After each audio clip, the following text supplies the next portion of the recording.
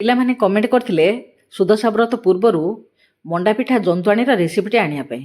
ଆଜିକାଲି ତ ସମସ୍ତେ ଚାଉଳକୁ ବାଟିକିରି ମଣ୍ଡା ପିଠା ଜନ୍ତୁଆଣୀ ତିଆରି କରୁଛନ୍ତି, କିନ୍ତୁ ଆଗକାଳରେ ମା ମାନେ କ'ଣ କରିଥାନ୍ତି ନା ଚାଉଳକୁ ଚୁନା କରିକି ଶୁଳି ପାଣି ଗୁଳିକି ମଣ୍ଡା ପିଠା ଜନ୍ତୁଆଣୀ ତିଆରି କରିଥାନ୍ତି। ତାହେଲେ ଚାଲନ୍ତୁ ଯିବା ମା ମାନେ କେଉଁ ଭଳି ତିଆରି କରୁଛନ୍ତି ଦେଖିବା। ମୁଁ ନେଇଯାଇଛି ସେଥିପାଇଁ ଗୋଟିଏ ଗିନା ଅରୁଆ ଚାଉଳ, ତାକୁ ଭଲ ଭାବେ ଧୁଆଧୁଇ କରି ବତୁରେଇ ଦେଇଛି। ଚାଉଳଟି ବତୁରି ସାରିଲା ପରେ ତାକୁ କପଡ଼ା ଦେହରେ ଟିକେ ଘାଣ୍ଟି ଦେଇଛି। ଟିକେ ପବନ ବାଜି ସାରିଲା ପରେ ଚାଉଳଟିକୁ ତାକୁ ଗ୍ରାଇଣ୍ଡିଙ୍ଗ କରିକି ଘିନା ଆଣିଛି ଚୁନା କରିକି। ତାପରେ ସେ ଚୁନାକୁ ଭଲ ଭାବେ ଟିକେ ଚଲେଇ ଦେଇଛି। ଚଲେଇ ସାରିଲା ପରେ ମୁଁ ଗୋଟିଏ ଗିନା ନେଇଛି। ଆପଣମାନେ ମେଜରମେଣ୍ଟ ମନେ ରଖିଥାନ୍ତୁ। ଗୋଟିଏ ଗିନା ଚାଉଳ ଚୁନାକୁ ନେବା 1.5 ଗିନା ପାଣି। ଗ୍ୟାସ୍ ଦେହରେ ଡେକ୍ଚି ଗୋଟେ ବସେଇ ତା ଦେହରେ ଦେଇଦେବା ଯେଉଁ ଗିନାରେ ଆମେ ଚାଉଳ ମାପିଥିଲେ ସେଇ ଗିନାରେ 1.5 ଗିନା ପାଣି। ସ୍ୱାଦ ଅନୁଯାୟୀ ଦେଇଦେବା ଲୁଣ, ଆଉ ନିଜର ପସନ୍ଦ ଅନୁଯାୟୀ ମିଠା ଦେବା। ଯଦି ମିଠା ପସନ୍ଦ ନାହିଁ ତାହେଲେ ମିଠା ଦେବାନି। ଫେର ଆଉ ଥରେ ସେଇ ଗିନାରେ ନେବା 1/2 ଗିନା ପାଣି। ମୁଁ 1.5 ଗିନା ପାଣି ନେଇଥିଲି, ଏବେ ନେଲି 1/2 ଗିନା ପାଣି। ତା ଦେହରେ ଟେବୁଲ ସ୍ପୁନରେ 4 ଚାମଚ ଚାଉଳ ଚୁନାକୁ ଘାଣ୍ଟି ଦେଲି। ଗୋଟେ ଘୋଳ ପ୍ରସ୍ତୁତ କଲି। ଆକୁ ହିଁ କହନ୍ତି ଶୁଳି ପାଣି। ମୋଟାମୋଟି ଭାବରେ କହିବାକୁ ଗଲେ ଗୋଟିଏ ଗିନା ଚାଉଳ ଚୁନାକୁ ଲାଗିଲା 2 ଗିନା ପାଣି। 1.5 ଗିନା ଦିଆ ହେଇଥିଲା ପାଣି, ଏବେ 1/2 ଗିନାରେ ଚାଉଳ ଚୁନା ଘାଣ୍ଟିକି ତା ଦେହରେ ଗୁଳି ଦେବା। ଆମେ ଯେଉଁ ବସେଇଥିଲେ ଜନ୍ତୁଆଣୀ ତା ଦେହରେ ଘାଣ୍ଟି ଦେବା। ଦେଖନ୍ତୁ ଏତିକି ମୋଟା ହେଲା ପର୍ଯ୍ୟନ୍ତ ଆମେ ଚାଉଳ ଚୁନା ଦେବା। ବେଶୀ ଚାଉଳ ଚୁନା ନେବାନି କି ପୁରା ପତଳା ରଖିବାନି।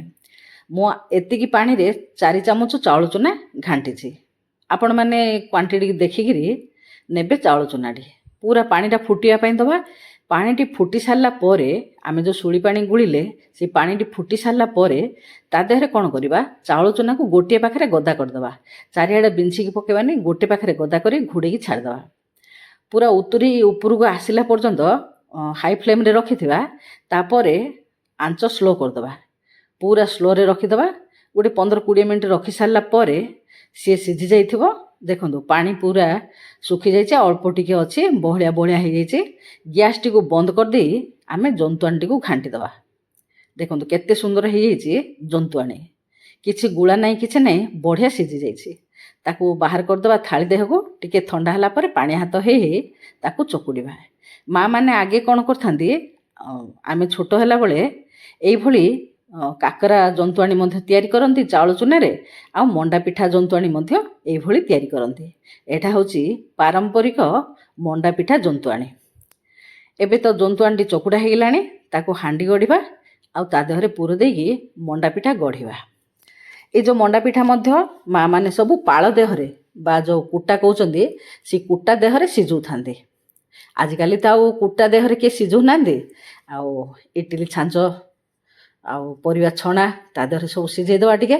ଆମେ ମଧ୍ୟ ଚାଲନ୍ତୁ, ଏବେ ତ ଗଢ଼ା ହେଇଗଲାଣି, ଏବେ ସିଝେଇ ଦେବା ମଣ୍ଡା ପିଠାକୁ। ମୁଁ ଯେଉଁ ଆମେ ପରିବା ଛଣା ବା ଶାଗ ଧୁଆ ସେଇ ଜାଲିଟାରେ ମୁଁ ତେଲ ଟିକେ ଲଗେଇଦେଲି। ଗ୍ୟାସ୍ ଦେହରେ ପାଣି ବସେଇକି ତା ଉପରେ ଏମିତି ଥୋଇ ଦେଇକି ଗୋଟେ ଘୋଡ଼େଇ ଦେଲି। ପାଖାପାଖି ମୁଁ 20 ମିନିଟ୍ ଖଣ୍ଡେ ସିଝେଇଲି। ସିଝିଲା ପରେ ତାକୁ ବାହାର କରିଦେଇକି ଟିକେ ଟିକେ ନଖ ଉଷୁମ ଅଛି, ସେଥିପାଇଁ ପାଣି ହାତ ହେଇ ହେଇ ପିଠା ଗୁଡ଼ାକୁ ବାହାର କରିଦେଲି। ଟିକେ ଥଣ୍ଡା ହେବା ପାଇଁ ଛାଡ଼ିବା, ଥଣ୍ଡା ହେଲେ ବାହାର କରିବା। ପିଠା ଦେଖନ୍ତୁ କେତେ ସୁନ୍ଦର ହେଇଯାଇଛି। ଆଶା କରୁଛି ଭିଡ଼ିଓଟି ଭଲ ଲାଗିଲେ ଚ୍ୟାନେଲକୁ ନୂଆ ଆସିଥିଲେ ସବସ୍କ୍ରାଇବ୍ କରିବେ, ଫେସବୁକରୁ ଦେଖୁଥିଲେ ଫଲୋ କରିବେ, ଆଉ ଭିଡ଼ିଓକୁ ନିଶ୍ଚୟ ଲାଇକ୍ ଗୋଟେ କରିବେ, ସେୟାର କରିବେ।